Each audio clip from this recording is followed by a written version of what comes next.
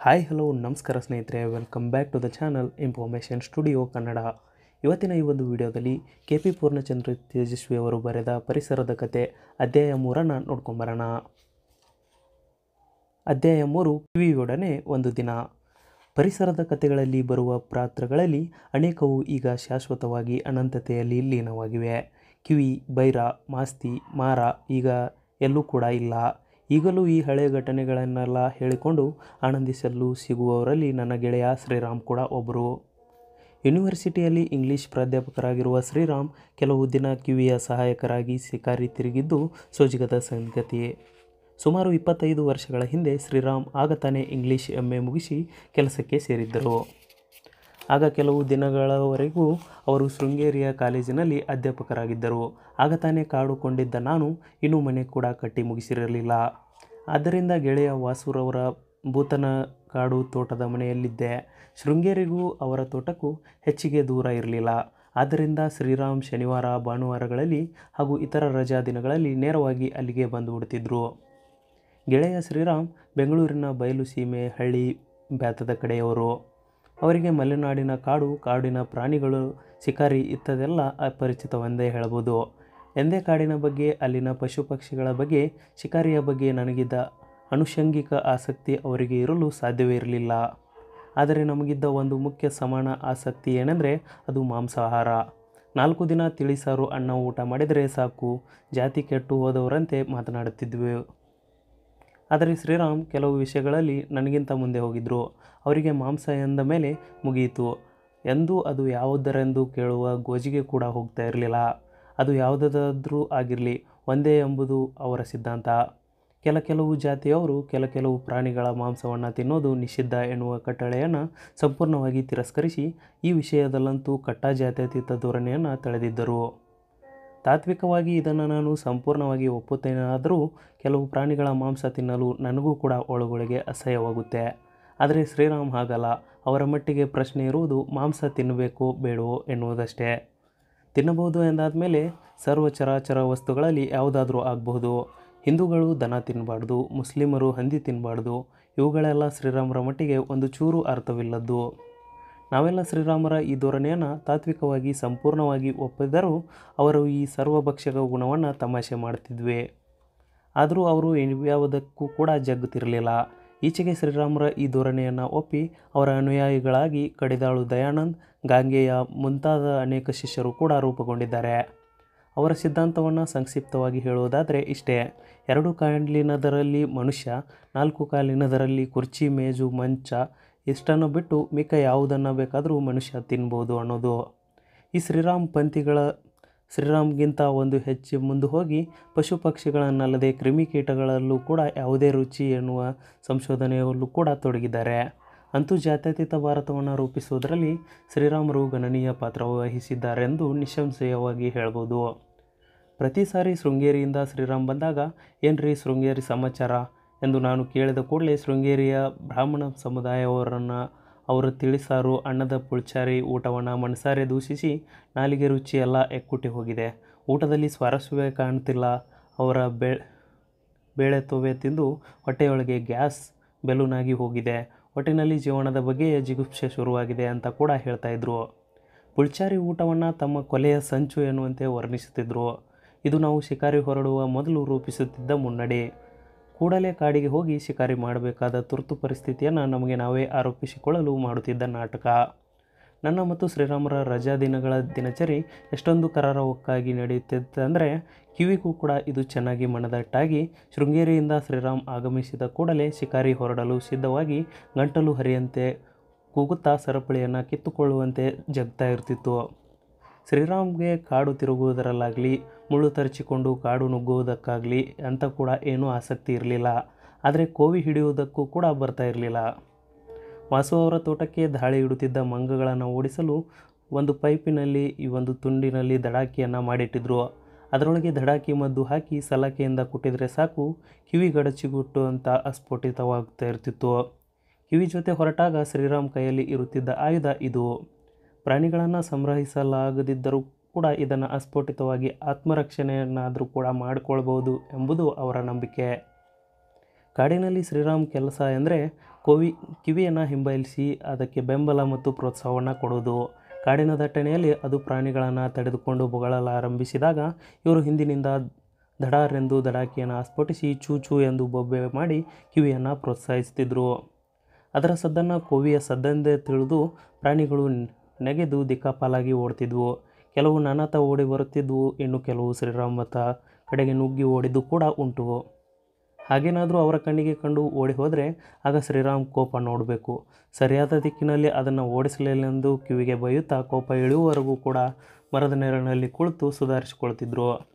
ಸಾಧಾರಣವಾಗಿ ನಮಗೆ ಸಿಕ್ಕಿದ್ದದ್ದು ಅದಕ್ಕೆ ಅಸಂಖ್ಯಾತವಾಗಿದ್ದ ಕಾಡು ಕೋಳಿಗಳು, ಒಮ್ಮೊಮ್ಮೆ ಕಾಡು ಕುರಿ, ಮೊಲ ಇತ್ಯಾದಿ, ಅಪರೂಪಕ್ಕೆ ಕಾಡು ಹಂದಿ.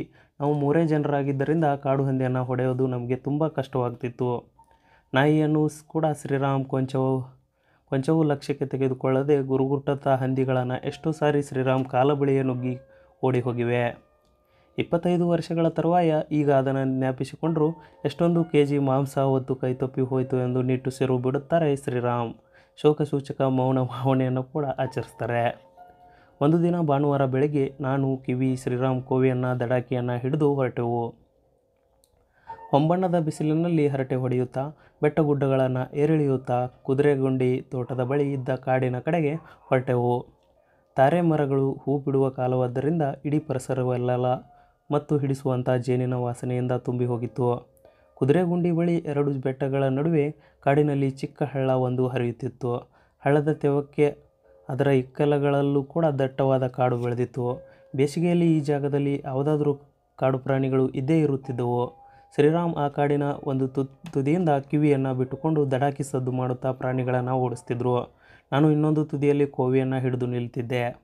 ಯಾವುದಾದ್ರೂ ಗ್ರಹಚಾರ ಕೆಟ್ಟ ಪ್ರಾಣಿಗಳು ನಾನಿದ್ದಲ್ಲಿಗೆ ಓಡಿ ಬಂದರೆ ನಾನು ಹೊಡೆಯುತ್ತಿದ್ದೆ. ನಮ್ಮ ವ್ಯೂಹಕ್ಕೆ ವ್ಯತಿರಿಕ್ತವಾಗಿ ಪ್ರಾಣಿಗಳು ಎತ್ತೆಲ್ಲೆತ್ತೋ ಓಡಿ ಹೋಗುತ್ತಿದ್ದದ್ದೇ ಹೆಚ್ಚು. ಕೆಲವು ವೇಳೆ ಕಿವಿ ಅತ್ಯುತ್ಸಾಹದಿಂದ ನಾವು ಆ ಜಾಗ ತಲುಪುವ ಮೊದಲೇ ನುಗ್ಗಿ ಪ್ರಾಣಿಗಳನ್ನು ಎತ್ತೆತ್ತಲು ಓಡಿಸಿಬಿಡುತ್ತಿತ್ತು. ಅವತ್ತು ಯಥ ಪ್ರಕಾರ ಶ್ರೀರಾಮ್ ದಡಾಕಿ ಸದ್ದು ಮಾಡುತ್ತಾ ಅಟ್ಟಿಕೊಂಡು ಬಂದರು. ನಮ್ಮ ದುರ್ದೈವಕ್ಕೆ ಆ ಕಾಡಿನಲ್ಲಿ ಯಾವ ಪ್ರಾಣಿಯೂ ಕೂಡ ಕಾಣಲಿಲ್ಲ. ಶ್ರೀರಾಮ್ ಕಿವಿ ಇಬ್ಬರೂ ಕೂಗಿಕೊಂಡೇ ಅಟ್ಟಿ ಸುಸ್ತಾದರು. ಹೊತ್ತು ಮೇಲೇರಿ ನೆತ್ತಿಯ ಮೇಲೆ ಸೂರ್ಯ ಉರಿಯತೊಡಗಿದ್ದರಿಂದ ಬಿಸಿಲು ನಾವು ಹೊರಟಾಗ ಇದ್ದ ಆಕರ್ಷಣೆ ಕಳೆದುಕೊಂಡಿತ್ತು. ಸೆಕೆ ತಡೆಯಲಾಗದೆ ಸುಸ್ತಾದ ಕಿವಿ ಹಳ್ಳದ ಕೆಸರಿನಲ್ಲಿ ಬಿದ್ದು ಹೊರಳಾಡಿ ಮೈಯಲ್ಲೆಲ್ಲ ಕೆಸರು ಹಚ್ಚಿಕೊಂಡು ಹಂದಿ ಮರಿಯ ಹಾಗೆ ಕಾಣ್ತಾ ಇತ್ತು. ಒಂದು ಮಾರು ನಾಲಿಗೆಯನ್ನು ಹೊರಬಿಟ್ಟುಕೊಂಡು ಏದುಸಿರನ್ನು ಬಿಡ್ತಾ ಇದ್ದ. ಅದರೊಟ್ಟಿಗೆ ಶ್ರೀರಾಮ್ ಕೂಡ ನಾನು ನಿಂತಲ್ಲಿಗೆ ಬಂದರು. ಶಿಕಾರಿ ಯಾಕೋ ಬಿಕಾರಿ ಆಗುವಂಗೆ ಕಾಣ್ತದಲ್ಲ ಎಂದರು. ಇಲ್ಲಿ ಪ್ರಾಣಿ ಇಲ್ಲಾಂದರೆ ಏನ್ರಿ, ನೀವು ಸರಿಯಾಗಿ ಗಲಾಟೆ ಮಾಡಿ ಓಡಿಸ್ಲಿಲ್ಲ ಕಾಣ್ತದೆ ಅಂದೆ. ನಿಮಗೇನು ಸಾರ್, ಇಲ್ಲಿ ನೆರಳಲ್ಲಿ ತನಗೆ ನಿಂತಿರ್ತೀರಿ, ಅಲ್ಲಿ ಮುಳ್ಳು ತರಚಿಕೊಂಡು ಕಾಡು ನುಗ್ಗಿ ಕೂಗುತ್ತಾ ಬರಬೇಕಾದ್ರೆ ನಮಗೆ ಪ್ರಾಣಕ್ಕೆ ಬರ್ತದೆ. ಬಿಸಿಲು ಬೇರೆ ಈ ಥರ. ಬಾಯಾರಿಕೆಗೆ ನೀರು ಕುಡಿಯೋಣ ಅಂದರೆ ಕಿವಿ ಹೋಗಿ ನೀರಿಗೆ ಬಿದ್ದು ಹಳ್ಳದ ನೀರೆಲ್ಲ ಕೆಸರು ಮಾಡಿದೆ ಎಂದು ಶ್ರೀರಾಮ್ ತಮ್ಮ ಕಷ್ಟ ಕಾರ್ಪಣ್ಯಗಳನ್ನು ಪಟ್ಟಿಕೊಟ್ಟರು. ಅಲ್ಲಿಂದ ಮುಂದೆ ಗುಡ್ಡದ ಮೇಲಿನ ಕಾಡಿನ ಕಡೆಗೆ ಹೊರಟೆವು.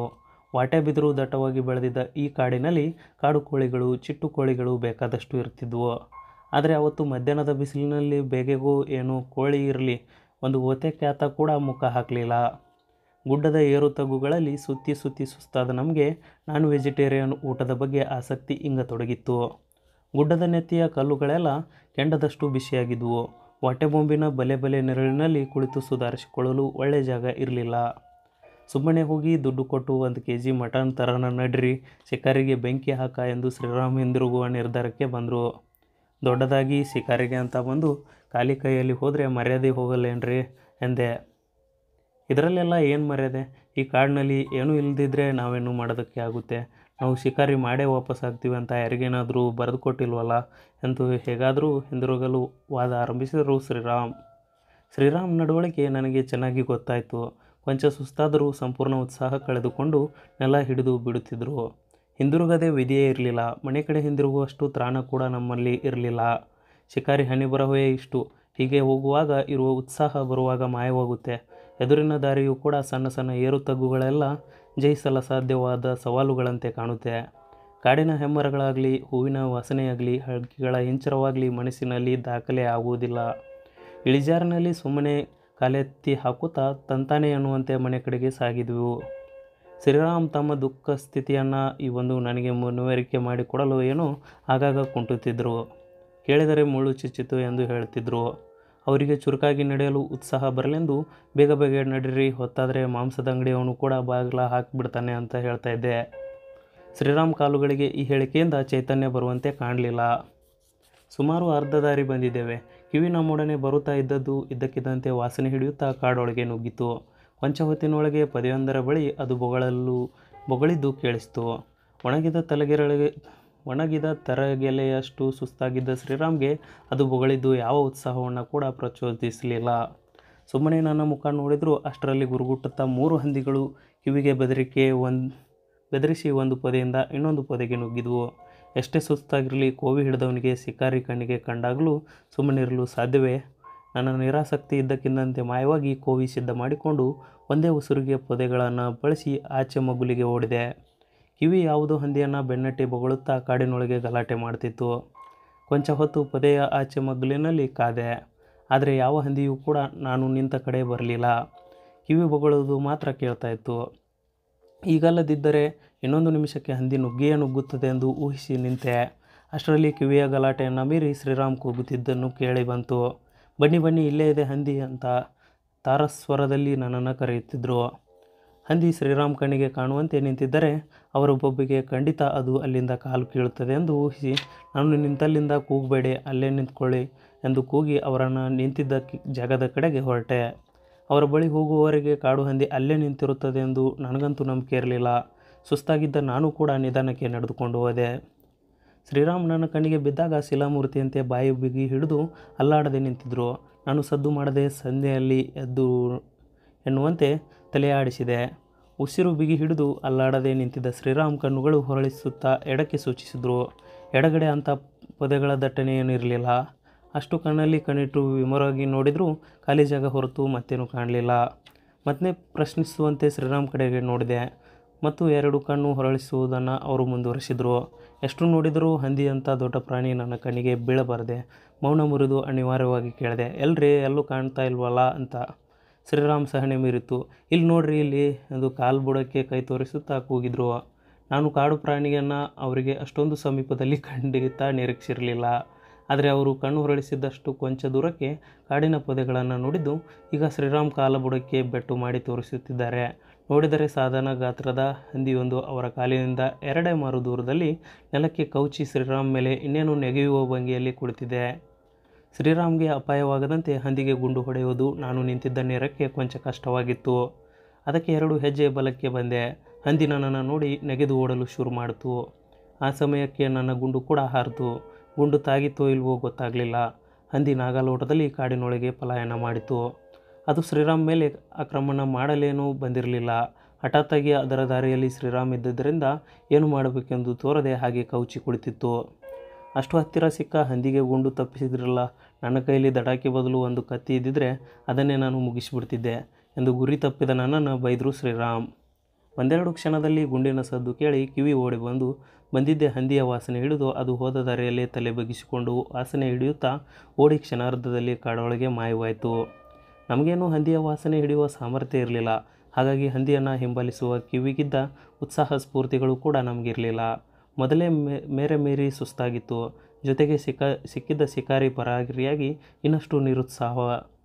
ಆದರೆ ಹಂದಿಯನ್ನು ಕಾಡೆಲ್ಲ ಹುಡುಕಿ ಕಿವಿ ಹಿಂದಿರುಗುವವರೆಗೂ ಕಾಯಬೇಕಲ್ಲ. ಹಂದಿ ಬಂದು ಪಕ್ಕನೆ ಅವರನ್ನು ನೋಡಿ ಕುಳಿತಿದ್ದು, ಎಲ್ಲಿ ಮೈ ಮೇಲೆ ನುಗ್ಗುತ್ತೋ ಎಂದು ಹೆದರಿದ್ದು ಇತ್ಯಾದಿಗಳನ್ನು ಶ್ರೀರಾಮ್ ಹೇಳತೊಡಗಿದ್ರು. ಹಾಗಾಗಿ ಕಿವಿ ಹೆಸರಿಕೊಂಡು ಕೂಗುತ್ತಾ ಕೊರೆಯುತ್ತಿತ್ತು. ಹಸಿವು, ಬಾಯಾರಿಕೆ, ಸುಸ್ತು ಹೆಚ್ಚಾದಂಥ ನಮ್ಮ ಅಸಹನೆ ಕೂಡ ಹೆಚ್ಚಿ ಕಿವಿಗೆ ಶಾಪ ಹಾಕಿದ್ವು. ಅಂಥ ನಿರಾಶೆಯ ಪರಿಸ್ಥಿತಿಯಲ್ಲಿ ಗುಡ್ಡದ ಆಚೆ ಮಗ್ಗಲಿನಲ್ಲಿ ಇಳಿಜಾರಿನಲ್ಲಿ ಕುದುರೆ ಗುಂಡಿ ಕಾಫಿ ತೋಟದೊಳಗೆಲ್ಲೋ ಒಂದೇ ಸಮ ಕಿವಿ ಬೊಗಳುವುದು ಕೇಳಿತು. ಎಂದರೆ ಹಂದಿಯನ್ನು ಹಿಂಬಾಲಿಸಿ ಅಲ್ಲೆಲ್ಲೋ ತಡೆದುಕೊಂಡು ನಿಲ್ಲಿಸಿದೆ ಎಂದರ್ಥ.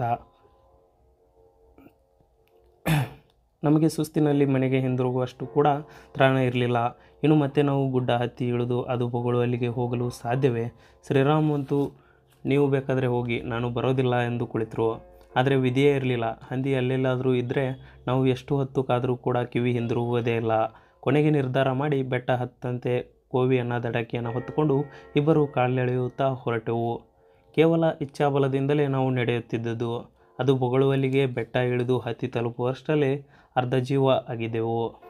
ಕಿವಿ ಕಾಫಿ ತೋಟದಲ್ಲಿ ಗಿಡಗಳ ನಡುವೆ ಬೊಗಳುತ್ತಾ ಇತ್ತು. ಗಾಯದ ಹಂದಿ ಯಾವ ಕ್ಷಣದಾದರೂ ಮೈಮೇಲೆ ನುಗ್ಗಬಹುದು. ಕೊಯ್ ಸಿದ್ಧ ಮಾಡಿಕೊಂಡು ಕಾಫಿ ಗಿಡದ ಮಧ್ಯೆ ಹೆಜ್ಜೆ ಇಡುತ್ತಾ ನುಗ್ಗಿ ನೋಡಿದೆ. ಹಂದಿ ಅಲ್ಲಿ ಬಿದ್ದು ಸತ್ತೇ ಹೋಗಿತ್ತು. ಅಷ್ಟೊಂದು ಕಷ್ಟಪಟ್ಟಿದ್ದ ನನಗೆ ಪರಮಾನಂದವಾಯಿತು. ಬೇಷ್ ಎನ್ನುವಂಥ ಎದುಸಿರು ಬಿಡುತ್ತಿದ್ದ ಕಿವಿ ಬೆನ್ನು ತಟ್ಟಿ ದೂರದಲ್ಲಿ ನಿಂತಿದ್ದ ಶ್ರೀರಾಮ್ಗೆ ಕೂಗಿ ಹೇಳಿದ. ಮತ್ತೆ ಹೋಗಬೇಕಾದ ದಾರಿಯನ್ನು ನೆನೆಸಿಕೊಂಡ ಕೂಡಲೇ ನಮ್ಮ ಸಂತೋಷ ಮಾಯವಾಯಿತು. ಶ್ರೀರಾಮ್ ಅಂತೂ ಎಷ್ಟೇ ಸುಸ್ತಾಗಿದ್ದರೂ ಹಂದಿಯನ್ನು ಹೊರಲು ಅವರು ಸಹಾಯ ಹಸ್ತ ನೀಡುತ್ತಾರೆಂಬ ಬಗ್ಗೆ ನನಗೆ ನಂಬಿಕೆ ಇರಲಿಲ್ಲ. ಅದಕ್ಕಾಗಿ ಶ್ರೀರಾಮ್ ಕಾರ್ಯಶೀಲರನ್ನಾಗಿ ಮಾಡಲು, ಶ್ರೀರಾಮ್ ಈಗಿಂದೀಗಲೇ ನಾವು ಈ ಹಂದಿಯನ್ನು ಇಲ್ಲಿಂದ ಸಾಗಿಸಬೇಕು ಎಂದು ತುರ್ತಿನ ದನಿಯಲ್ಲಿ ಹೇಳಿದೆ. ಸುಸ್ತಾಗಿದ್ದ ಅವರು ಹಠಾತ್ತಾಗಿ ತಲೆ ಮೇಲೆ ಬೆಟ್ಟ ಬಿದ್ದಂತೆ ಬೆಚ್ಚಿಬಿದ್ದರು. ಅದ್ಯಾಕೆ ಈಗಿಂದೀಗಲೇ ಅಂದರು. ನೋಡಿ, ಈಗ ಹಂದಿ ಬಿದ್ದಿರೋದು ಕುದುರೆಗುಂಡಿ ತೋಟದಲ್ಲಿ. ತೋಟದವರು ಯಾರಾದರೂ ನೋಡಿದರೆ ತೋಟದವರಿಗೆ ಪಾಲು ಕೊಟ್ಟು ಮಿಕ್ಕಿದ್ದನ್ನು ತೆಗೆದುಕೊಂಡು ಹೋಗಬೇಕಾಗುತ್ತೆ ಅನ್ನುತ್ತಾರೆ. ಶ್ರೀರಾಮ್ ಚರ್ಚೆಯಲ್ಲಿ ಹಠಾತ್ ಬದಲಾವಣೆಯಾಗಿ ಧ್ವನಿಯನ್ನು ಪಿಸುಮಾತಿಗೆ ತಗ್ಗಿಸಿ, ಹೌದಾ, ತೋಟದ ಪಾಲು ಅಂದರೆ ಎಷ್ಟು ಕೊಡಬೇಕು ಎಂದರು. ಶಿಕಾರಿಯ ಕಾನೂನು ಪ್ರಕಾರ ಯಾರ ಜಾಗದಲ್ಲಿ ಹಂದಿ ಬೀಳುತ್ತದೆಯೋ ಅವರಿಗೆ ಅರ್ಧ ಕೊಡಬೇಕಾಗುತ್ತೆ ಕಣ್ರಿ ಅಂತಂತ ಎಂದೆ. ಇಲ್ಲದಿದ್ದರೆ ಹಂದಿಯನ್ನು ಮುಟ್ಟೋದಕ್ಕೆ ಕೂಡ ಅವರು ಅವಕಾಶ ಕೊಡಲ್ಲ.